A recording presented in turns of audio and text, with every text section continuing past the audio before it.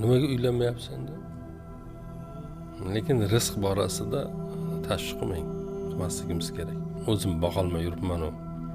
Xotin bola chaqani qanaqa qilib boqaman demaslik kerak. Bu noto'g'ri, bu haddimizdan oshish bo'ladi. Nima uchun haddimizdan oshish bo'ladi? Uni hozir gaplashamiz.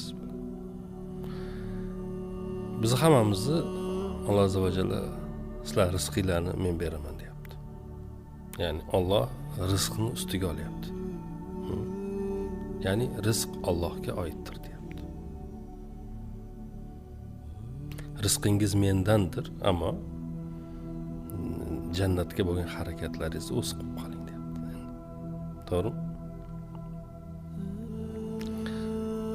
Bir odam aytgan ekanda, qaniydi degan, koshki edi Alloh aytsaydi, jannat meni vazifam sizlarni jannatga kirgizish, lekin bu dunyodagi rizqni o'zingizlar topinglar desaydi. Deganda odamlar nega unaqa deyapsiz deb so'raganda, o'ylab ko'rmaysizlarmi? Bu dunyoda rizqimizni qidirardik. Topsak topardik. Topmasak